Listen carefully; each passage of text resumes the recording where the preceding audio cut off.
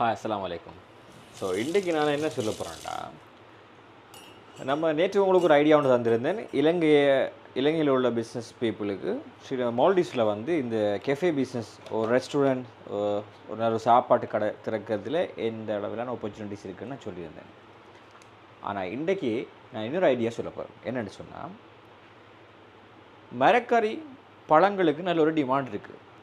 பொதுவாகவே இங்கே வந்து நாட்டில் உற்பத்தி இல்லை என்ற ஒரு மெயின் டாபிக் ஒன்று இருக்குது தானே. உற்பத்தி இல்லைன்னு சொன்னால் ஒரு சிறிய அளவிலான மிக சிறிய அளவிலான உற்பத்திகள் இருக்கலாம். இந்த புதுசாக ஹைட்ரோபோனிக் அப்படி இப்படின்னு நிறைய பிஸ்னஸ் மாடல் வந்திருக்கு. ஆனாலும் அது இல்லை. ஸோ நுவரெலியாவில் வேறு மாவட்டங்களில் விளையக்கூடிய மரக்கறிகளை நல்ல விலைக்கு எடுத்து இங்கே நல்ல பிஸ்னஸ் பார்க்கலாம். இங்கே பல காலமாக பெரிய அளவில் செய்யக்கூடிய வர்த்தகர்கள் இருக்கிறார்கள். நீங்கள் என்ன செய்யணும், அவங்கள அப்ரோச் பண்ணணும். ஒன்று, நீங்கள் அதுக்கு டிக்கெட்டை போட்டு மால்டீவ்ஸுக்கு வந்து உங்களோட ப்ரைஸிங் எப்படி, டிரான்ஸ்போர்ட் காஸ்ட் எப்படி, இங்கே கொடுத்தா எப்படி அதில் லாபம் கிடைக்கும்ன்ற ஒரு பிளானோடு தான் வரணும்.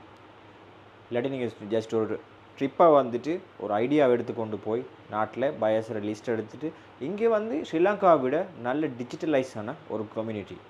ஸோ உங்களுக்கு டேட்டா வந்து எடுக்கிறது லேஸு, எல்லோரும் வந்து டிஜிட்டல். ஸோ நீங்கள் ஃபேஸ்புக் பேஜாக இருக்கலாம், இங்கே வைபர் யூசேஜ் கூட. ஆனால் இப்போ வாட்ஸ்அப்புக்கு ட்ரெண்டிங்கில் மாறிக்கொண்டிருக்காங்க. ஃபுல் வைபருக்கு சேஞ்ச் ஆகுது கம்யூனிட்டி. ஸோ நீங்கள் மரக்கறி வத்த பழமெல்லாம் சரியான விலை.